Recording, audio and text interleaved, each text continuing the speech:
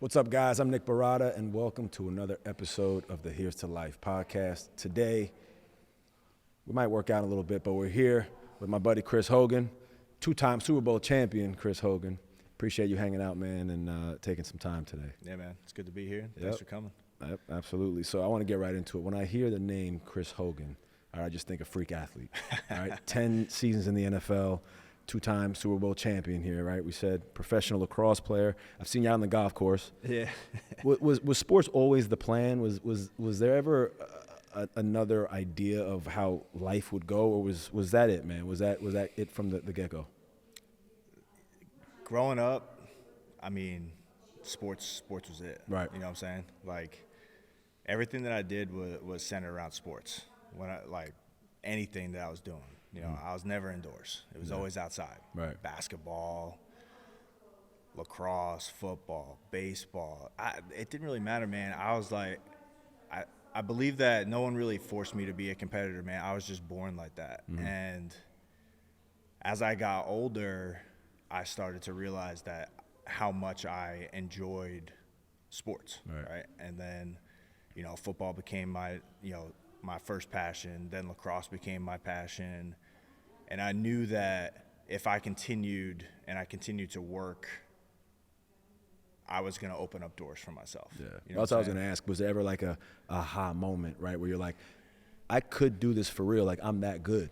Was it in high school, college, when you're like, man, no, this is it, I'm that guy? It was my sophomore year in high school. We were playing the state championship game. I hadn't played all year. You know, I was a sophomore. I was on JV. We had a sophomore team. Right. And I remember we were playing at Giant Stadium, and one of our seniors got hurt, and they called me up to play in the game. Yeah. And that was like, you ask any of my friends that I played with in high school, that was my coming out moment, right? Right. Never played, and I ended up with, I was player of the game. I had 6 catches for 100-something yards, touchdown. We won the state championship. And I remember that next year, all the letters started coming in. There you go. Right? And it didn't really dawn on me. I mean, look, I was 15, 16 years old. I knew that sports was something that I definitely wanted to do in college, but it wasn't really on my radar. And then you start getting these letters from colleges, you start doing the recruiting stuff, and now all of a sudden, I'm like, dang, like. It's getting real. It's getting real. 100%. Yeah. And then lacrosse started, right? I started playing lacrosse when I was a freshman. Wow. So lacrosse really wasn't on my radar till sophomore, junior year of high school. And again, like started doing the summer stuff. Then I went on to like these recruiting things, and colleges started coming asking me for lacrosse. I'm like, it just opened up doors for me. The NFL, wasn't even on my mind. Right. Not on my mind till I was later, much later on in college. But yeah, man, sports was it for me. It's everything, huh? Yeah. It was everything. It taught me everything in my life. Yeah. I love that. So now let's talk NFL, right? Yeah. How did that? Tell me, because you went undrafted. Tell me how that went down. Finally getting into the league and getting that shot. Yeah. So I did a year at Monmouth. Right. Played corner. Okay. Didn't even play receiver. Wow. I had a couple of buddies that were training for the NFL, so I said, why not, right? Didn't want to go into the real world yet. I said, let's train. They had all these plans of going to a pro day. We got into the pro day at Fordham, crushed it. Ran some of the fastest times, really stood out, ran for some of the teams. And that was during the lockout year. San Francisco called me right after the draft. Okay. Picked me right up. Yeah. Cool. Went out there. I was out there for like 3 weeks. Got cut. Of course. Yeah. It's fine. First time I've ever been cut in my life. Yeah. That didn't sit from well with anything. Sure. Right. You You sure about that? Positive. Yeah. 100%. Yeah. Never been cut from anything in my life. And that was like, that moment for me was real. Yeah. You know what I'm saying? But it also was, I could do this. Yeah. So, get on the plane, go home, start working out. Yeah. And then went to the Giants, was there for like 2 weeks. That was the year they won the Super Bowl. Right. Then I ended up in Miami. Then I had the whole 7-Eleven thing go on. Right. Got cut. Now, was this the 7-Eleven thing? I want to talk about that a little bit too. Was Reggie Bush a part of that? Yeah. Okay. Yeah, I crushed it. Yeah. No one knew who I was. Yeah. But I was down there all off season, all training camp, working my ass off, and had one of the best camps that I've ever had. Right? Even to this day, I'll go back to that camp. Best camps I've ever had. GM brings me in. We're looking for someone a little bit faster, blah, blah, blah. You had one of the best camps out of all the receivers. And that was probably the most discouraging moment of my career because I felt like I had earned a practice squad spot, but whatever. It didn't work out. Got in the car, drove all the way back to New York, started training. Buffalo called me that year. Buffalo practice squad. Next year I make the roster. Amazing. And then from there I just kept working, man. I was raw. Yeah. I hadn't played receiver, and I knew what I wanted to do, and I knew where I wanted to go with this whole thing. At first it was practice squad. Then I got a taste of it, and I was like, no, I can do this. Yeah. Right? Spent some years in Buffalo, and then it was New England. New England, obviously, I had a lot of success. Right. We played in February, went to back-to-back. We got to get into that a little bit. We got to get into that a little bit. So my career, I kind of bounced around, but it started with me with a lot of. I'm not going to call it failure, but it started with me eye-opening experiences of getting cut from teams. Yeah, and sometimes that obviously I always believe in it's lessons and blessings, right? 100%. It's failure. Obviously, it hurts, but it pushes you forward. So I believe that happens for a reason, and puts you in a better position. But we got to talk about the Patriots. Obviously, you mentioned about your time and making it to February. So let's talk another phone call, right? Knowing you were heading to that organization, that you were heading to Foxborough and obviously playing with Brady and Bill and that crew, was that surreal? I mean, after those ups and downs, obviously just getting into the league and then finally knowing you're heading there, what was that like? I was a unrestricted, or I was a restricted free agent in Buffalo. I love Buffalo. Yeah. They gave me my first opportunity. Right.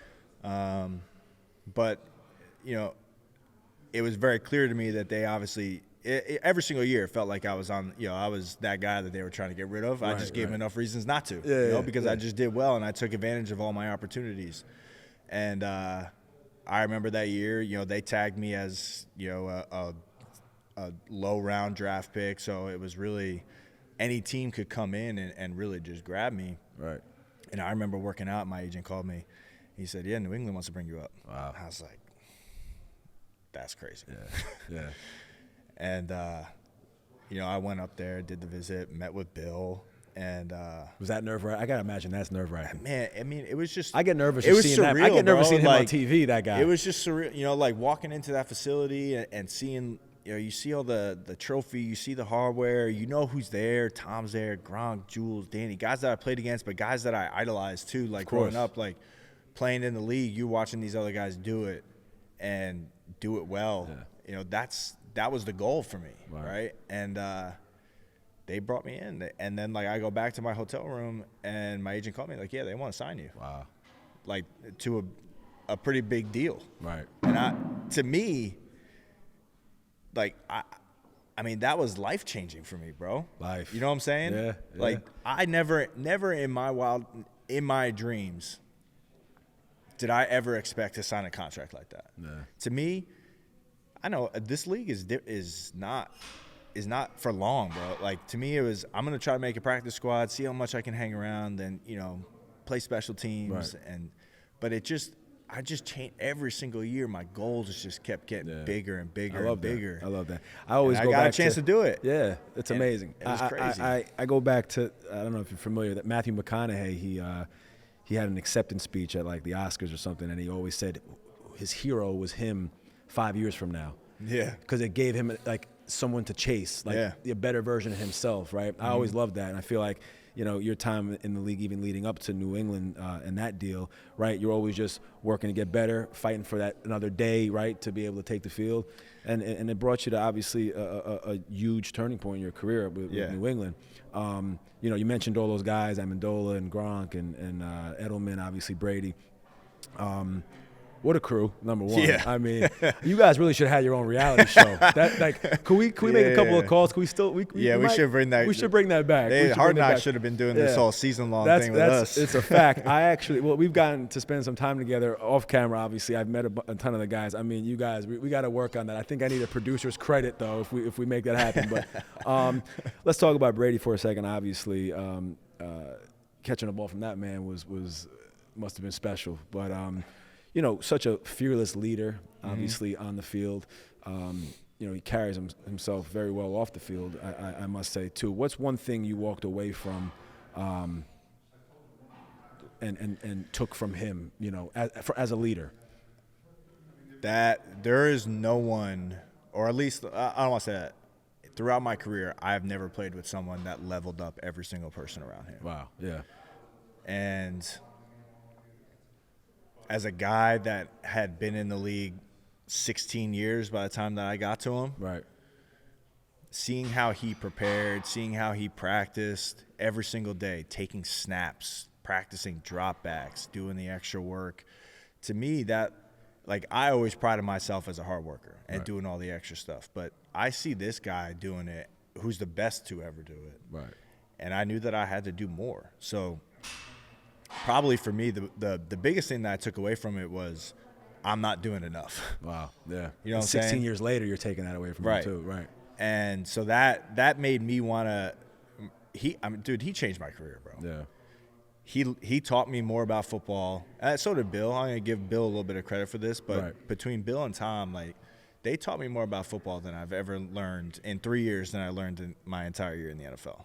And when you say taught you more about football, you mean just the ins and outs of the game? Ins and outs of the game. Wow. Playing receiver, reading defenses, knowing how to prepare, knowing how to watch film. They don't teach you this stuff, right? And Bill takes the time to do all this, and then Tom takes the time to do all this, and it was just different being around him, bro, because you didn't want to disappoint him. Yeah. Because I knew how much he did, and I knew how much work that he put in. Bro, yeah. We were winning games in 2016 every single year.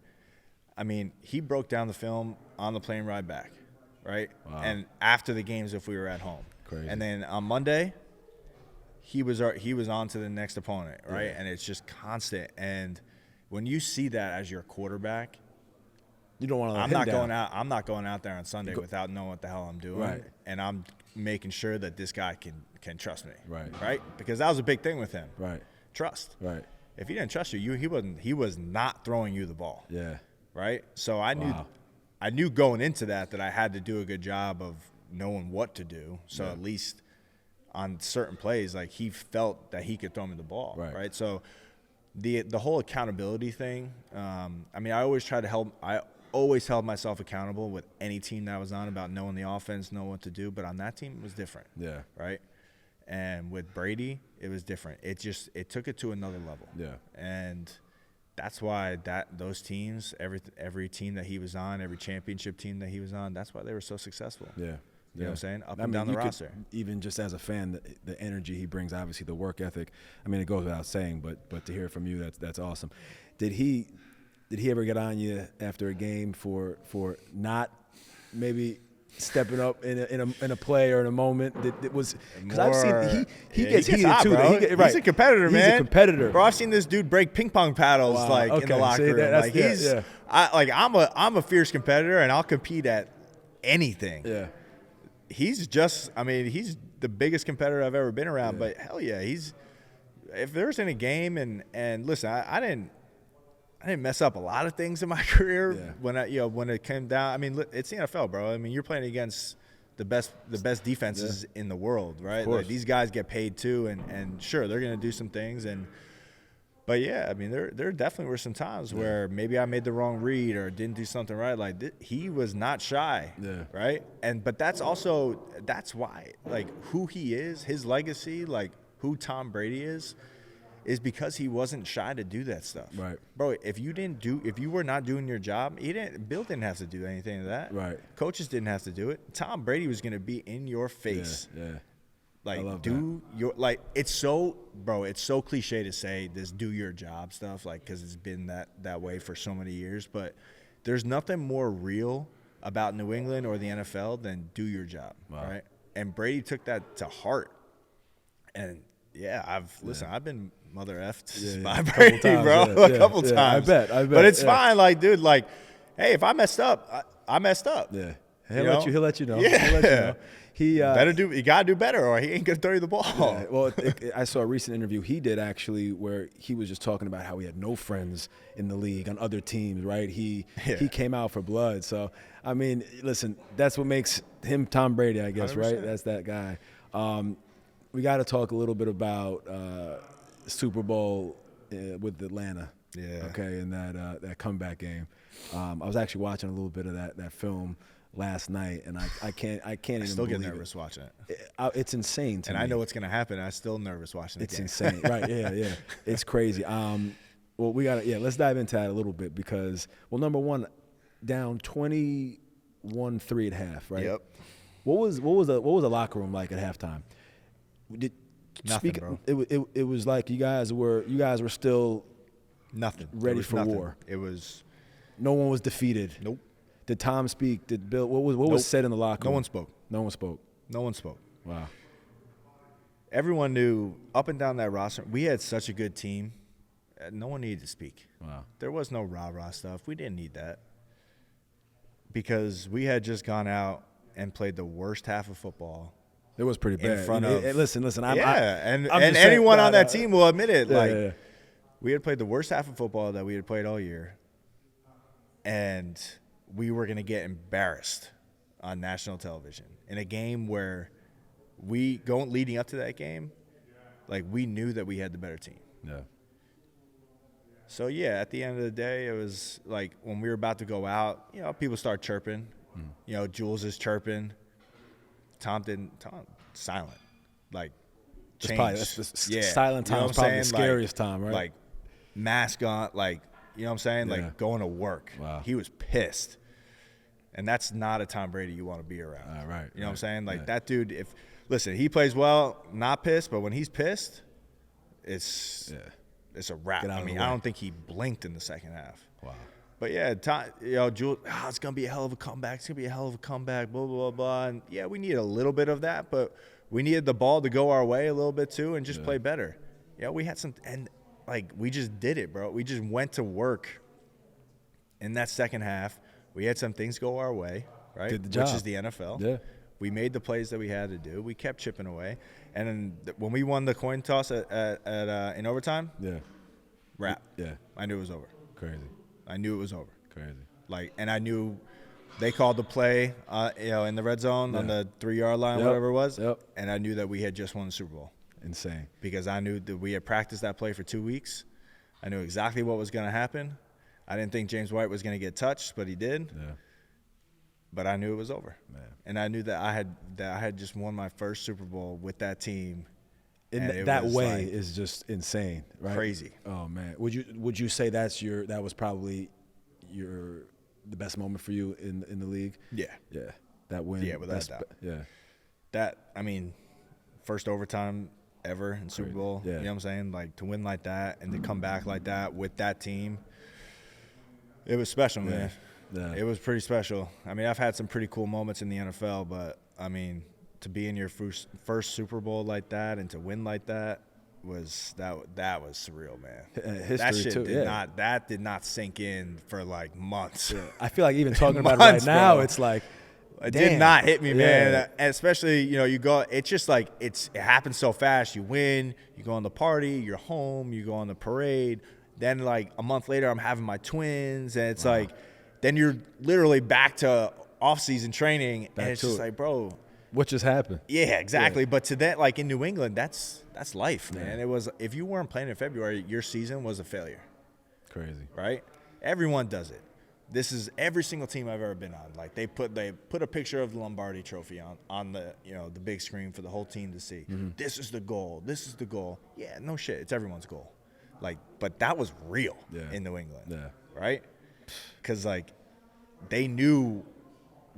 Bill knew who he had, and he knew what type of teams that he had, like throughout the years, and like if they weren't playing in February, he had failed. Yeah, and you felt that all year. Yeah, all year. That pressure is a privilege, though, right? I mean, Yeah. we're not going to get into the current New England Patriots too much. Man, but nothing to talk about. You're right. Well, listen, I mean, it's ugly, and as a Giants fan, I can't say too much, but we'll get to that in a little bit. I wanna just keep talking about your time with New England for a second. Obviously, we spoke about that group of guys. Yeah.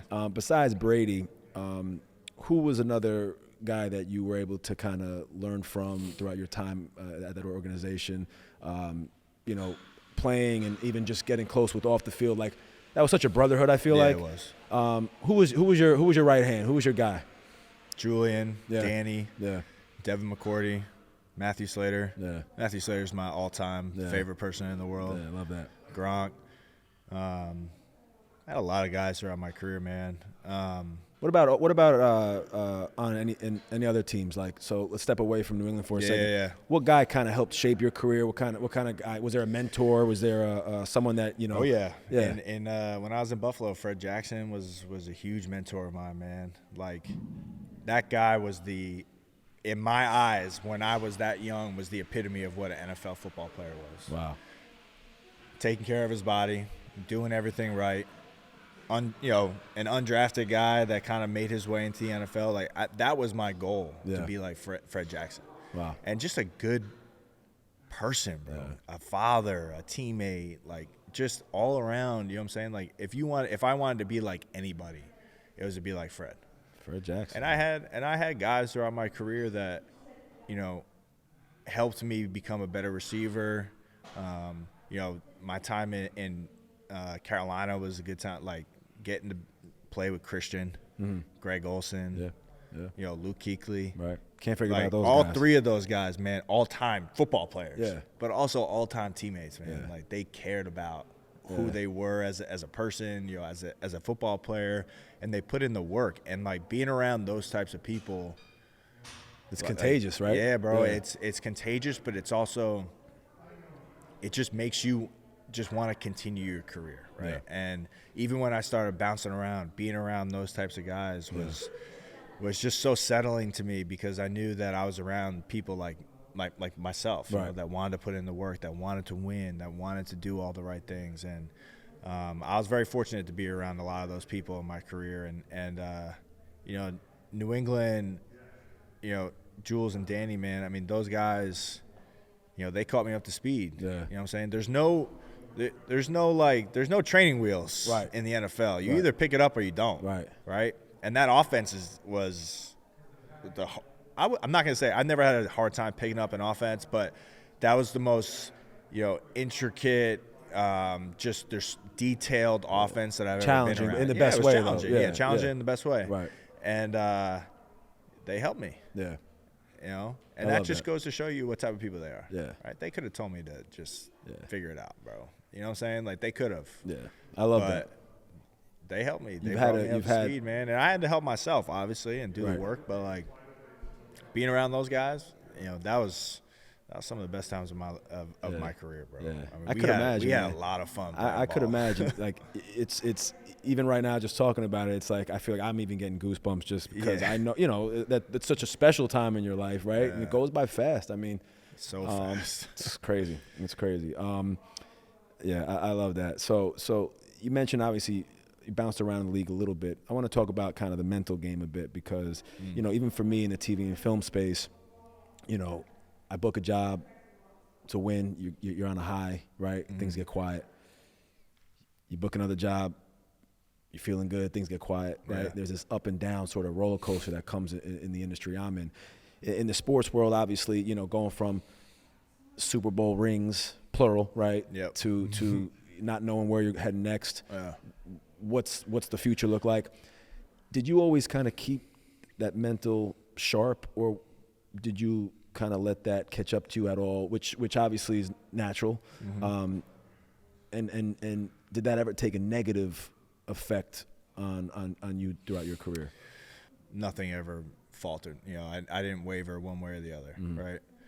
I mean, I've been cut 4 or 5 times, and the next day I was in the gym. Yeah.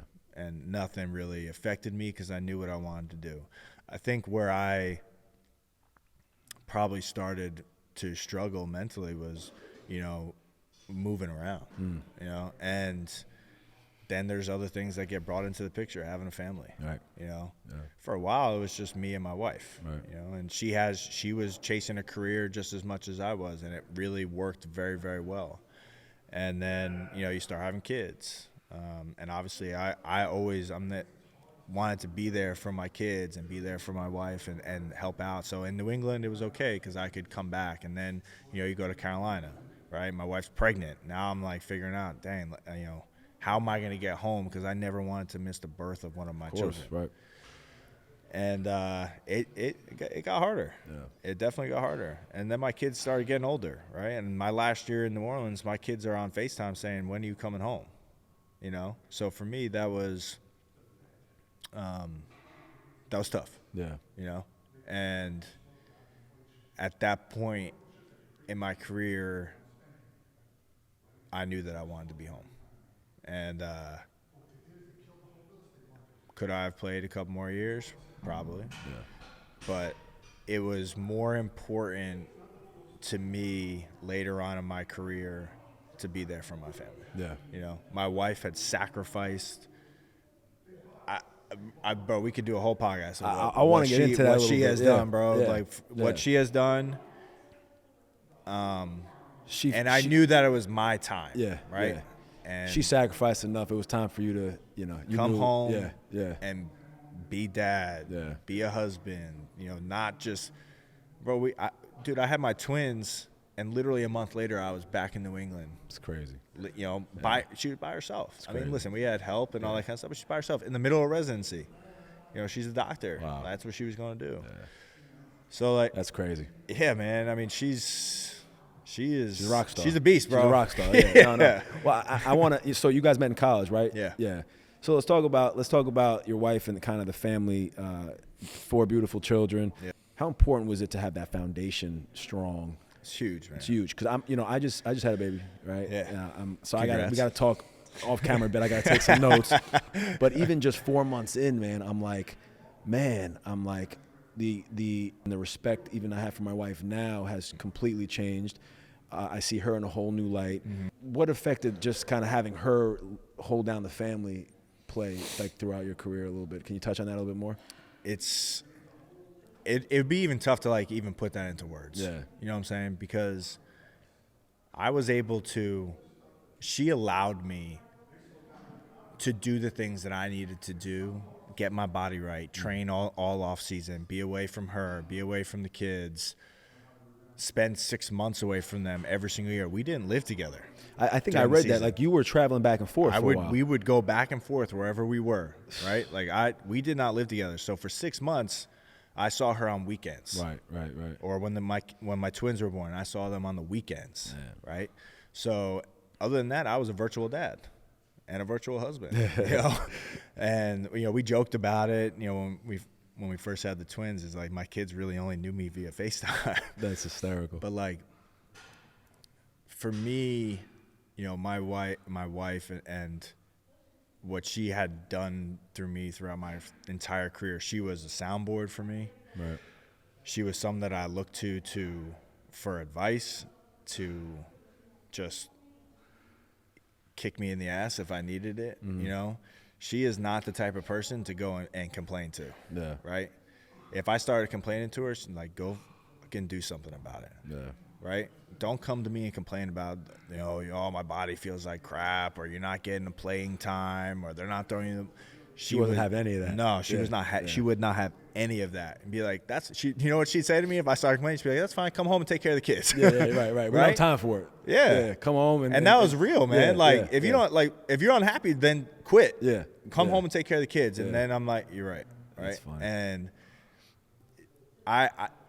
looking back on it, I appreciated how everything that she did for me. Like getting to see my kids throughout the year. Once I started playing long enough, my one goal was to play in training camp and have my children walk onto the field after a training camp practice was. And that moment for me, you know, winning Super Bowls was cool. That moment for me to have my 1-year-old children walk onto the field and I get to just be that guy, right? You see it all the time during training camp. You see all the kids that come on, the dads get to see them because, training camp's different, bro. I didn't see, you don't see them for 2 months. Right. And that was everything. That was it, bro. Yeah. That was easily top 5 favorite moments of my career, just getting to sit with them on the field for 30 minutes. I love that. And, everywhere I went, man, she was waking up at 3, 4 in the morning. She'd drive up to Boston. She'd put kids on a plane. She'd, fly down to Carolina. When I was in Buffalo. A real one. Yeah, man. Shout out wifey, man. Big shout out. Mind you, for the first part of my career, she was in med school and residency. Right. Doing 24-hour shifts, pregnant, doing all these things. Like, she took 4 weeks off after she had the twins and went right back to work. Crazy. I put in the time and I put in the effort and I worked as hard as I can because I also knew that I had my other half was doing the same thing. Yeah. Right. And I don't think she motivated you to continue to. Yeah. If I would be doing her.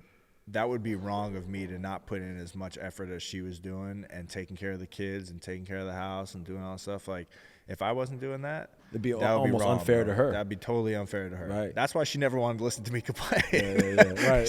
She's like, "You're playing football, bro. You get to do this for a living. Like, stop complaining. Shut your mouth, man. Yeah. Go out there and fucking do it. I don't care how you feel. Like, take care of your body. Do whatever you got to do. And come see your kids. Do all stuff. There was no wiggle room with her, man. Yeah. And I appreciate it because it helped me. You talking about accountability, right? And it helped me accountable, to being a dad, being a husband, and then being a professional athlete. Like that whole time management, compartmentalization of being able to do all 3 of those things is real. Right. And if you can't figure that out, one of those is going to suffer. Right.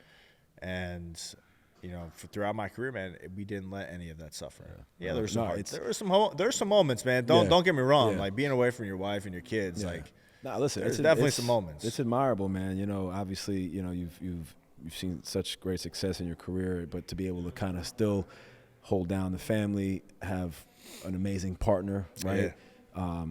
Even seeing pictures of the family now, it's like, man, that's goals. It's goals, man. Yeah. It's goals, and I feel like it's inspiring to even see, and I could imagine for younger athletes and guys in the league too, because I personally believe you'll find more success with, like we said, with that foundation strong, right? You'll find more success with somebody who's pushing you to do better. I feel like a lot of guys get caught up in that fast lane, which we all know it's fun there, but I think that it's really admirable to see kind of what you've done and created. People around you, man. Yeah. Like my circle is very small. Same, man. It's very small. Yeah. And I kept it that way. Yeah. Because I was never a guy that thrived in that light. Yeah. Like I didn't want to do all the I didn't want to do that. I wanted to play ball. Yeah. You had the priority straight. You had that. The people that I surrounded myself, my friends. I mean, remove my wife because she's in a total different category all by herself. Yeah. But my family, the few friends that I had, growing up, really those people, that wanted to just see me be successful, that would come to games, that just would genuinely cared about what I was doing and how I was doing it. Like, those are the people that I kept around. Yeah. I love that. Listen, I got 3 brothers. I have the same group of friends from middle school. And I'm a big believer in just surround yourself with those people that were there from the beginning, real people, right? Yeah. The ones that tell you that you need to step it up, right? Yeah. They don't sugarcoat much. They didn't come like there's not one person that I can't pick up the phone right now that will not pick up the phone, right? Yeah. That's in my circle. I love that. It's important. And they also those are the people that were there when I started this journey. The lacrosse player that played corner in college, and then was like, "Yo, I'm gonna go try playing the NFL." Cool. Yeah. I love that. One of them looked at me. I mean, maybe they thought it, which I thought it too a little bit. Yeah. I mean, my own father, my own parents were like, "Are you sure?" Yeah. Corner. Corner. Yeah, I played corner. What you want to go play receiver in the? I'm like, yeah, I think I can do it. Like, okay. Yeah. Because they they believed in me. Yeah. You know, and that's having people that believe in you other than yourself. Yeah. That's important, man. It's big. It's Big. tough to do it by yourself. Yeah. You need those people that kind of support you and want to push you and see you be successful along the way. 100%. 100%. I love that, man. All right, so let's just let's talk current league for a minute before we wrap this up. So we won't spend too much time on the current New England Patriots, but what's a quick take right now from former wide receiver Chris Hogan? What can we do, man? What's going on in New England, man? What could we do to help this team out a little bit? I know it's a long list, but if we can narrow it down to a short one, what's the main problem over there? It's tough, man. They fell into this world where everything's a disaster. Yeah. Right? No one can do anything right. The young kid's struggling at quarterback. I mean, listen, man, quarterback's a tough position to play. Yeah. You are the first person that people are going to blame, and I think that's weighed on that team a lot. Yeah. You don't have early success in the season, and all of a sudden it's this guy's problem. It's this guy's problem. I mean, listen, they don't have the guys around them to be successful. They have some young kids, some good talent, but they don't have. I don't think they have enough veteran leadership on the team. I don't think they have enough playmakers on the team. Defense has been playing great. Yeah. Yeah.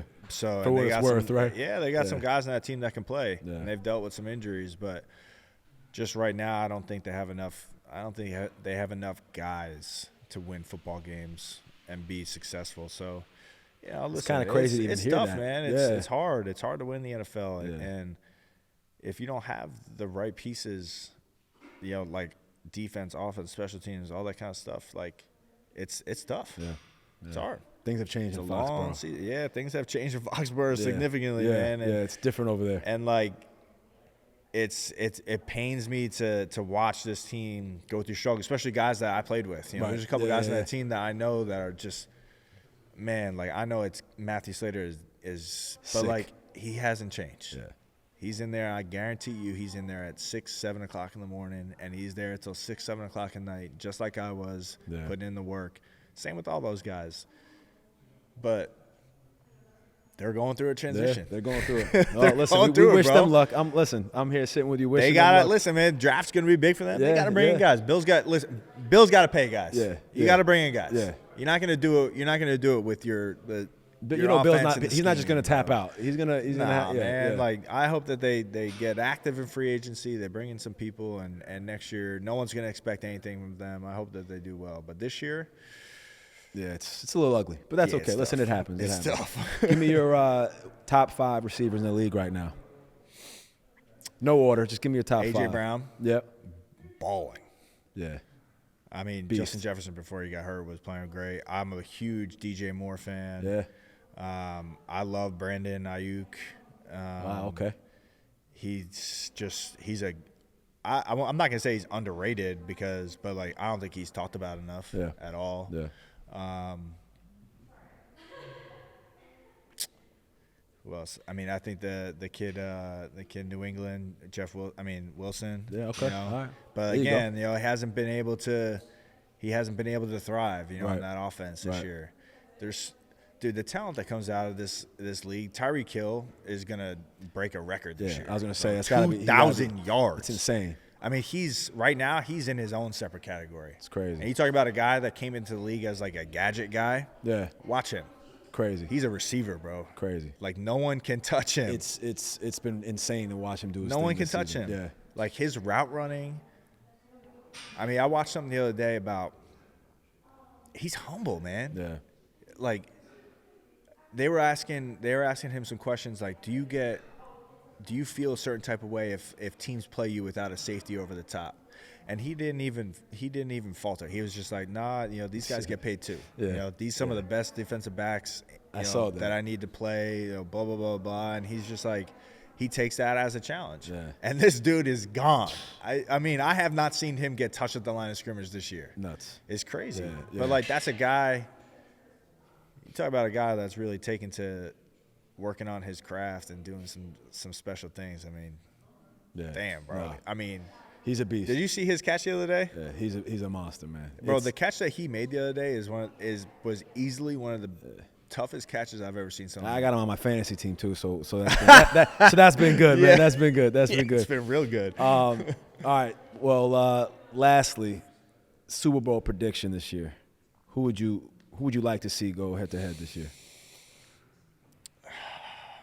I want San Francisco to be in there because I want to see my boy C-Mac. Yeah. You guys still in touch? Get a ring. Yeah. He's been another one, just been balling. I want to see him get a ring. Yeah. I like that. That's a good pick. Listen, they got a great shot. Yeah, they got a good shot. And honestly, the AFC's a toss-up, bro. Yeah. No one in the AFC is playing well. Yeah. I really could. You couldn't tell me. Go a few different ways. You couldn't tell me one AFC team this year. In the NFC, all right, Dallas, San Francisco, Philly, right? It's one of those three. Yeah. That's it. Yeah. I guarantee it's one of those three. Yeah. In the AFC, who knows? Does Kansas City? I don't think Kansas City's got the guys this year. Yeah. Right? They're up I don't and think down. they They're got up and enough. down. They got too many distractions, bro. They're too worried about who's sitting in the box with Taylor Swift. Yeah. You know? And then I don't know. You're not a Swiftie, does man? Buffalo You're not a Swiftie? Come on. You got a couple girls at home. You're not a yet, Swiftie? bro. No. Although, my daughter wants to go see that movie. Yeah. Be careful now. I'll let my wife take you to that. Right. Buffalo, maybe. I don't know. Yeah. Miami, Kansas City, those three. Ravens. I like the San Fran pick. Let's lock in the San Fran pick. I love San Francisco. Yeah, I love like that to kid, see them bro. do- Purdy's he's a dog, man. Undrafted. He's got some players around him. Yeah. No, they're fun to watch, and you know what, McCaffrey, I'm a fan. I like that pick, and that'd be good. It'd be good to see him get a ring. It's one of those, but AFC, bro, I have no idea. Yeah. All right. Well, really we'll have to stay tuned we'll stay and tuned find for the out. next couple weeks. But We'll find out. it's probably not going to be the Patriots this year. But Be the Patriots. I don't think anyone from the AFC East, man. They'll be Unless back, Josh though. Allen and the Bills figure it out and Yeah. they start playing, which they could happen, but they got to win some games, man. Yeah. They're still out of it. Yeah. You know, they're in the hunt. So, Crazy. who knows? And we might need you to pad up, man. But I appreciate your time, brother. Seriously, it means a thank lot. Before we go, I want to also just touch on where we're at. Tell us where we're at right now. Evolution Fitness. We're here on Long Island. This is your gym. We listen, opened this. We're not just sugarcoating this for the cameras, but I came in here this morning and you were getting your work in. Yeah. So actually, that's one thing I do want to ask you as well. What keeps you motivated now, right? The family's there. Your business is thriving. You obviously had an amazing career. What keeps you going now, getting you up early and still hitting the gym? Like, what's that about? What's kind of I think that's just the way that I was wired. That's the way I'm wired, bro. Like, I'm never going to be a person that sits on the couch and is not doing something. Yeah. I'm always going to compete. I just started boxing. Yeah. So I love that. And now, like, it's something new for me to learn that I'm not good at right away, that I need to, get better at, that I love that. Yeah. I love the process, bro. Yeah. I'm always going to stay in shape and, making this place successful, making this a place for kids to come that I can hopefully change their lives and hopefully get them, if they have goals, they want to play in college, let me create a place that these kids can come, and get and achieve those goals. And if it's just a regular person that just wants to come in here and they have goals of improving their health and weight loss or getting stronger or whatever it is, that's why I'm here. Yeah, that's what it's about, right? And that was the whole reason we created this spot. And it's been fun, man. And I needed a place to, I can come in here at 6 a.m. Get by busy. myself and just, in my own headspace, Throw some stuff around. Lift some weight and continue. Bro, I still train like I'm a football player. Yeah, I love it. But that's the only way. That's the only thing I know. Yeah. And I'll never stop doing that. You don't lose that work ethic, right? You don't Right. lose it. Yeah. No, it's great. It's inspiring. It's funny. I said that as soon as we walked in. I'm like, look at this guy, just still getting after it, man. I love it. No, this place is amazing, and Thank you. We'll be sure to share some more information on it. I'm gonna take you up on a workout though. I'll come in here. We'll get busy one day. do it. Yeah, but thanks again, brother. I do appreciate your time. Obviously, it means a lot for you, for me rather, for you to sit down with us. But for now, that's a wrap. And here's to life.